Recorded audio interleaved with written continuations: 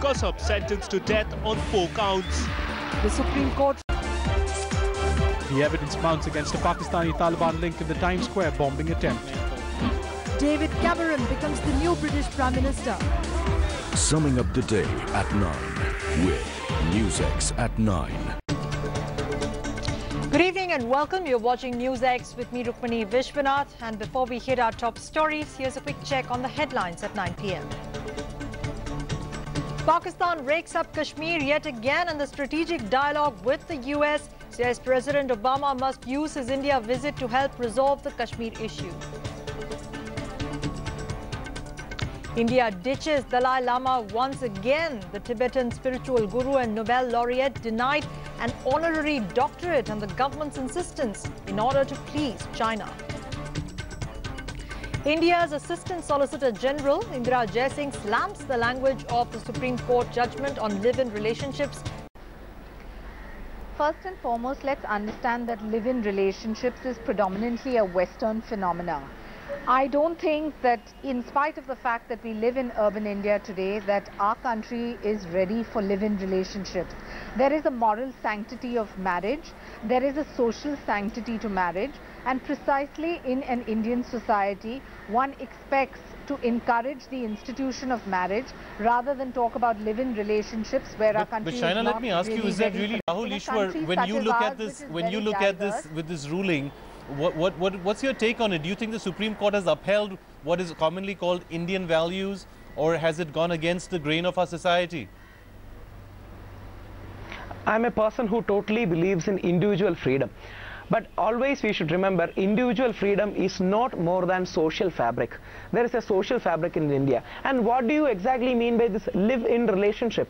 Live-in relationship can be used by a convenient time by many people for exploitation of women, for having 2 or 3 partners at the same time, for having different kind of relationship which they don't have any commitment, where boys or men don't want to own up women. They simply want to sweet talk to them in private and not accept them in public. What is this thing called live-in relationship?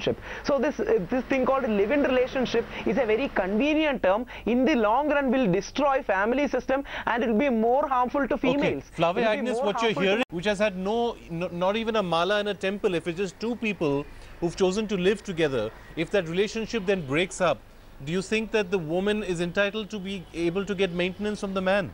Even in the US, there is something called, the US constitutional expert developed a thing called a palimony. That kind of concept can be applied to the Western society, not Indian. And what I would like to say is, if a person would like to live with a person, girl or a boy, man or a woman, why can't they go for a social sanction? And social sanction doesn't mean anything else but the sanction of your parents, your friends, your relatives, the society as general. Then only it will have a sanctity, then only the monogamous marriage, which is the most successful institution in human history, will stand. It's not a question of considering a live-in relationship wrong. It's only a question of putting it at par with a legal marriage. Because if you put all live-in relationships, short duration, long duration, at par with marriage, it in effect amounts to legalizing polygamy. Because on the one hand, your marriage laws insist that a marriage, to be a valid marriage, must be monogamous. Why should the state intervene in personal relationships at all, first? And secondly, why should it take a moral stance on these issues?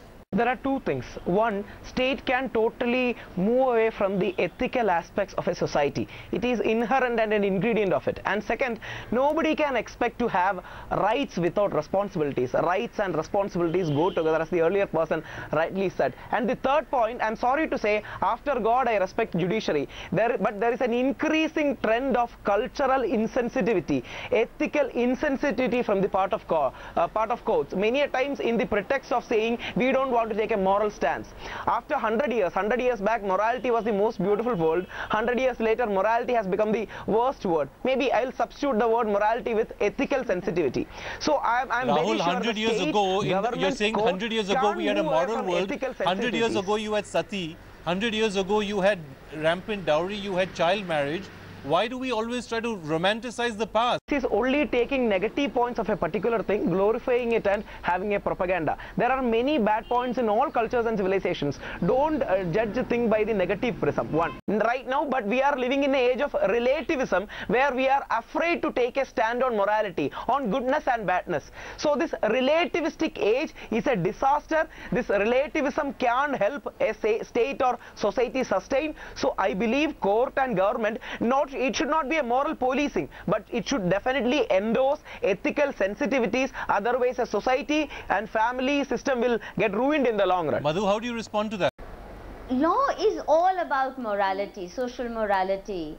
You know, to murder is bad because we consider taking away somebody's life immoral. No, but that's a natural Secondly, crime. I don't that is a think natural it is crime which is not subjective. That all of these, abandoning your children is immoral, and therefore there are laws to protect children being abandoned by their fathers. Court and government, but it should definitely endorse ethical sensitivities. Otherwise a society and family system will get ruined in the long run.